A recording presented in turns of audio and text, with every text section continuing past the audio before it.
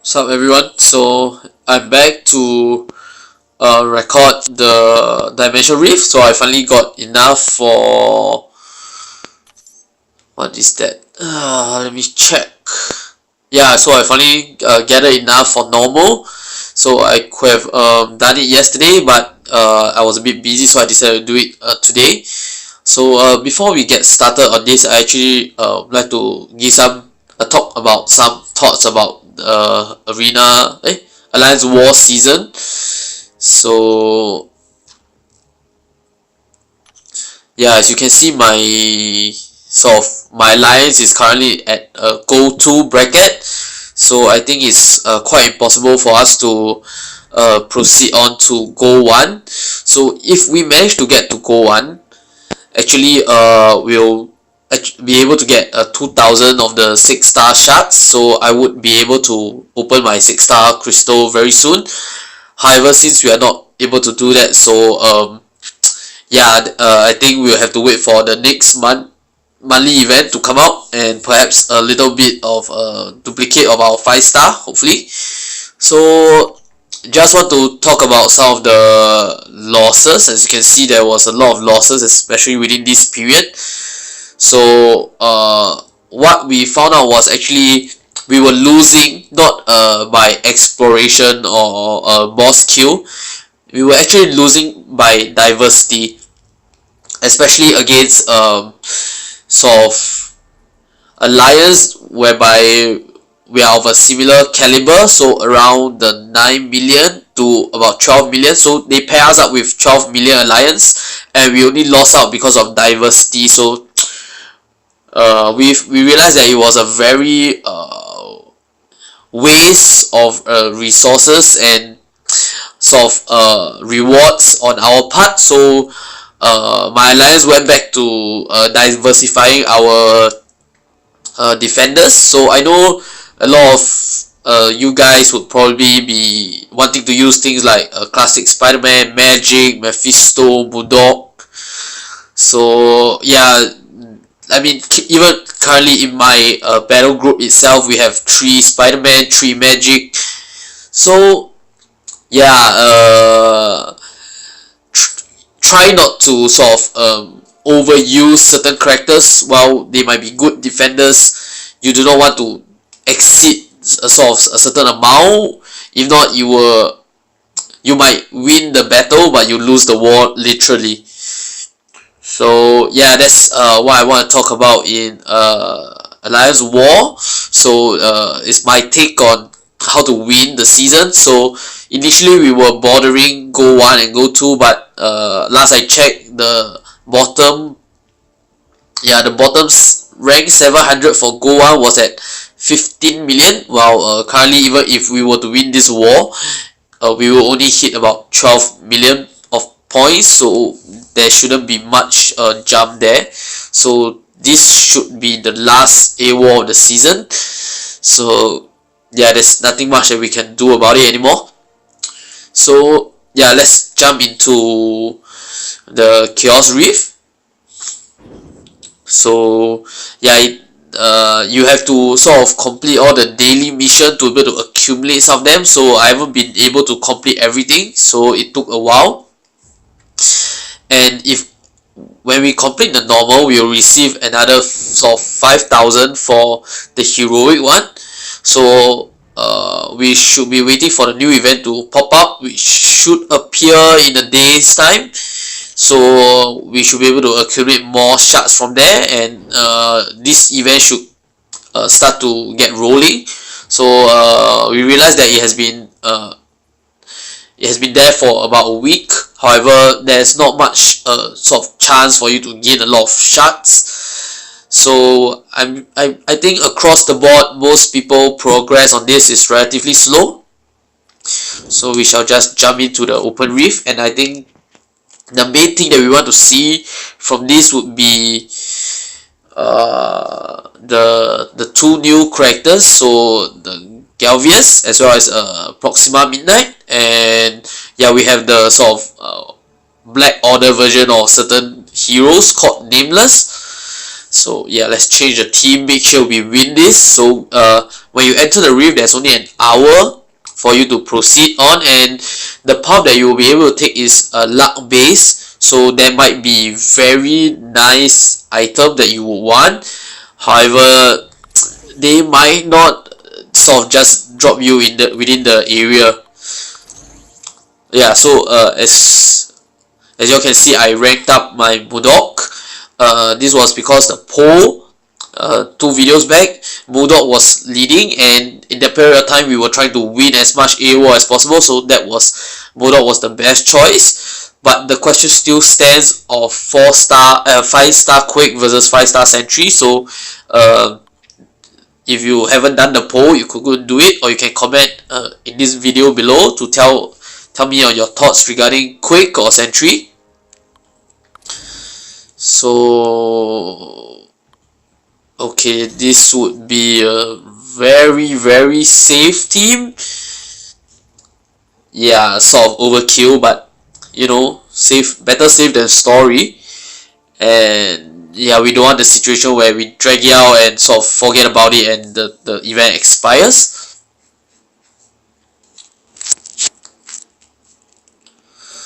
So after the end of this Alliance War season, there should be a lot of crystal to open.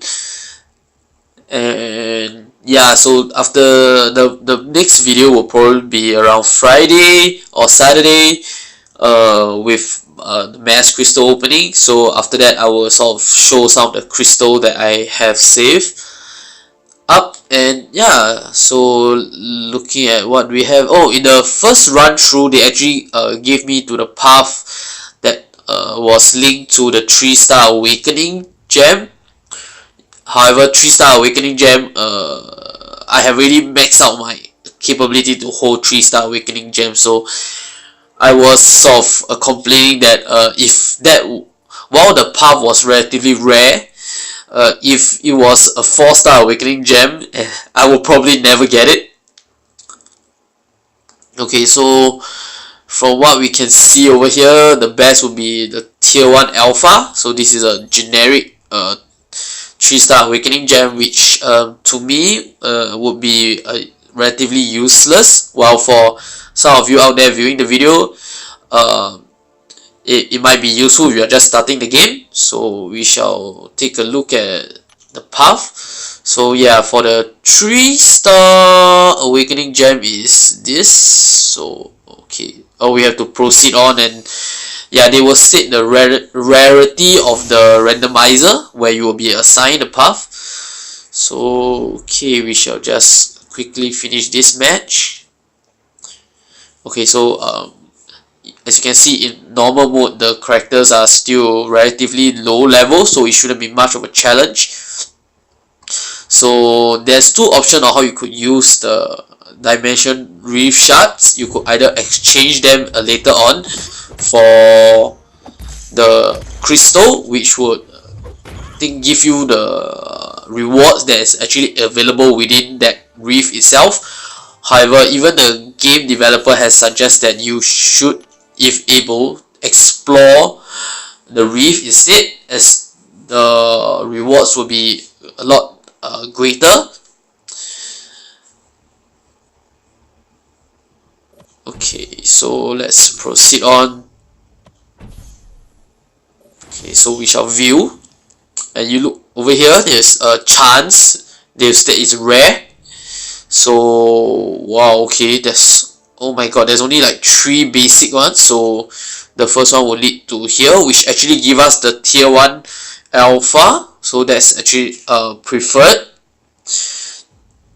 So A is just a 1-star box, B as well as a 1-star box. So if we were to go to, okay, D, not much, E, 3-star box. Usually within the box itself, if I'm not wrong, they give 4-star shards.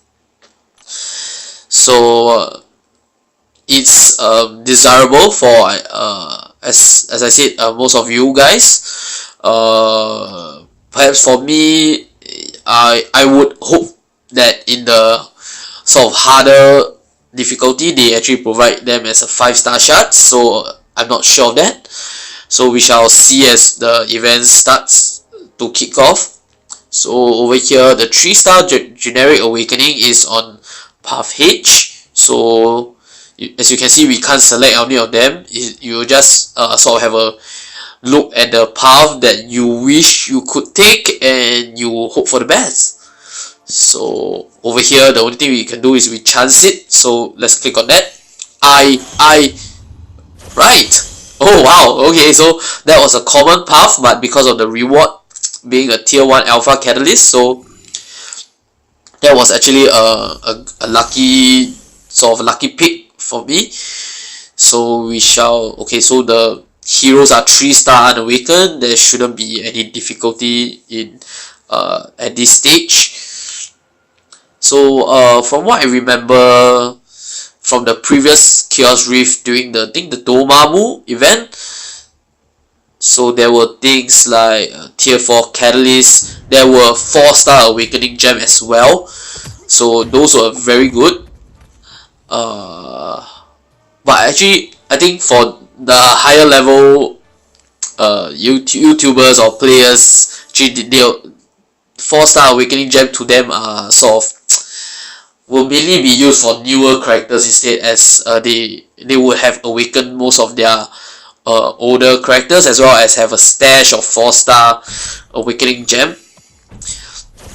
So they actually would prefer the 5-star shards as well, or yeah, even 6-star shards, which I doubt they will be giving them so freely at this moment in time, seeing as it was just released not long. Yeah. So well, hopefully the drop rate for the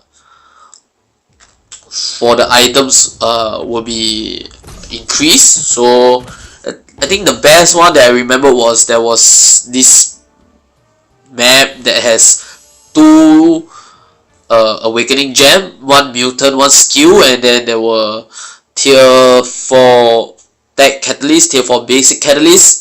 However, I end up on the 3-star box, so that was infuriating. But that was a long time before I started recording videos, so yeah, that was, well, if it's not shown, nobody knows, right? Okay, so I forgot I was in the teaser thumbnail we were going to showcase the improvement in Sentry. However, we sort of done that in the previous video, so yeah, we shall not be discussing so much on Sentry per se, because the only thing you need to know is that they have get rid of his reliance on Void. So now he have a 100% chance to enter into his first state and the third state, with the second state of having 100% perfect block chances being at 60%.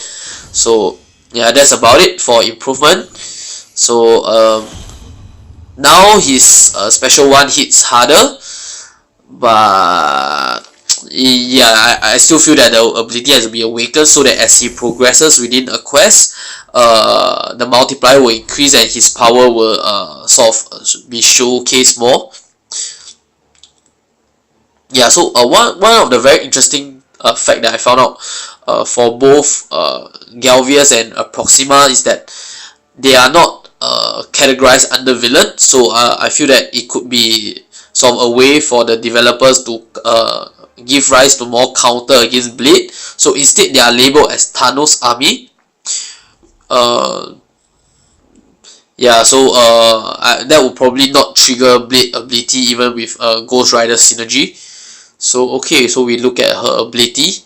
So in the beginner mode, the Galvius for me was still unawakened. In the normal mode, so we have Proxima awakened, and it's called Ultimate Mission, Extinguish All Hope. Okay, so she gets a buff. Okay, so as long as she reaches 100 hits on her combo meter, she will gain Fury, as well as activate a permanent True Accuracy. Okay, so it's not True Strike, True Accuracy. Okay, so that is actually a new mission after Awaken. So there are actually other missions. So The first one will be, okay, 6 well-timed blocks. Perform 4 intercepts attack against a dashing opponent. So mission 3, incapitate, knock down opponent 5 times using a heavy or special. She gained true accuracy. Okay, so once awakened, if she hit 100 combo, she will gain a permanent one. While completing the rest of her mini missions, she will get true accuracy for 5 seconds. So what is true accuracy? Is it the same as true strike? So let's see whether is there any elaboration further down. Okay. Oh, so true accuracy allows her to ignore auto block and or evades effects. So I think for true strike, if I'm not wrong, for I know cable and one more, I can't seem to remember, but the description of their true strike, or perhaps it could have been changed to true accuracy, allows them to bypass auto block as well, so that will make them fare better against things like Thor Ragnarok while he's dashing, as well as Medusa. So I complete again, power buff, increase special attack, permission complete for 10 seconds. Okay, so I take it that the missions are can only be performed one after another. Because of this statement, she can, where is this? Yeah, she received her next mission and gain permanent. So probably, okay, we'll see how it goes. But from my interpretation, it will be that after she has completed a mission, the effect will sort of trigger for a certain duration. It will expire, and then she can go off on her second mission. So after 30 health, she can ideally say got buff. Attack preventing her from losing more than 3%. Okay, so you guys can read that. So she will have a safeguard that prevent her from losing more than 3% from projectiles. Opponent has 200 offensive ability accuracy reduction. She can use the parry mastery. Oh, okay, so since they are not from the user, they are sort of NPC at the moment, so they do not have mastery. However, when blocking, she have the parry mastery activated. Oh, even if their attack is projectile based, so I assume this will be more targeted on Yondu, who would not receive the stun from you parrying his Yanka arrow. Okay, so if the opponent has an active regen, there's a increase in attack rating, inflict heal block, special 2, 100% chance to stun, 100% chance to stun on the special 3, armor break. Okay, so she seems like not much of a utility. Yeah, like what is mentioned, and from what we have read, she seems to be a very offensive character, and that she will stun you and armor break you, and then she will just sort of achieve a mission, gain the buff, and finish you off. So okay, we shall go into the battle, and let's try and see what she can offers.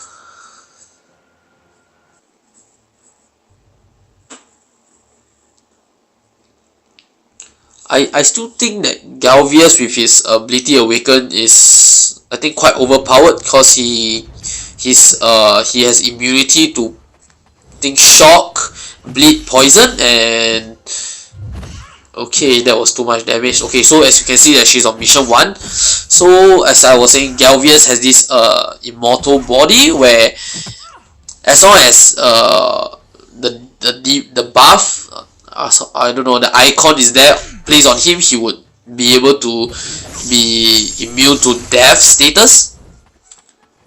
So that's actually quite interesting. I think he will be a very good war defender, a very irritating war defender, as you have to make sure that his buff is gone before you can sort of finish him off. Okay, so we killed her using a limbo, so we didn't really get to see what she offers after she complete her mission. So okay, so perhaps we will get to see more of her in action as the difficulty increases, as well as in the new monthly event. Okay, so we shall be fighting one of the Nameless.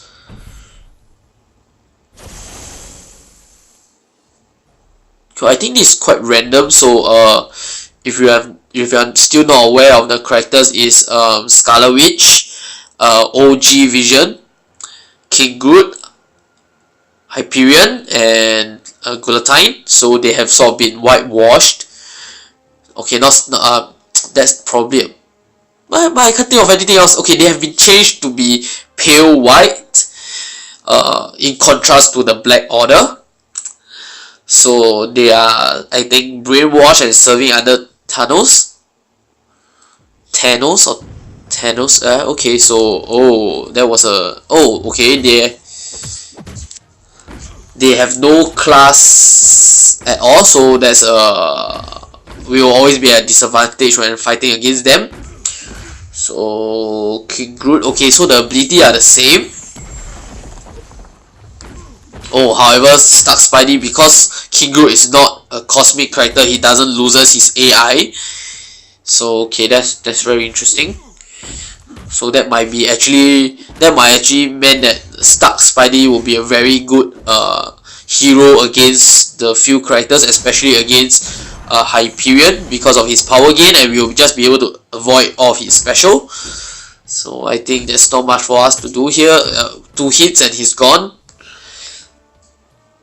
But okay, so that's something new. So Stark Spider-Man should be very useful in the upcoming event, because of the fact that they are not of a cosmic class. Okay, so that was interesting. Okay, so yeah, we got 5,000 to explore the next difficulty, but we will have to take a while before we are able to save up enough to explore it again. Okay, yeah, master, not possible. See, even from the daily login calendar, so we only been able to accumulate so much. Okay, so yeah, we shall just look at what I have bought. So we brought one more lab rat crystal right before this video, before sort of it ended. I think 29 minutes back, 30 minutes. So we brought 2 animalistic crystal as well, which should be open on the Friday. And yeah, Alliance quest is going on, so we will save this, and once the Alliance quest season is over, we shall pop them open as well.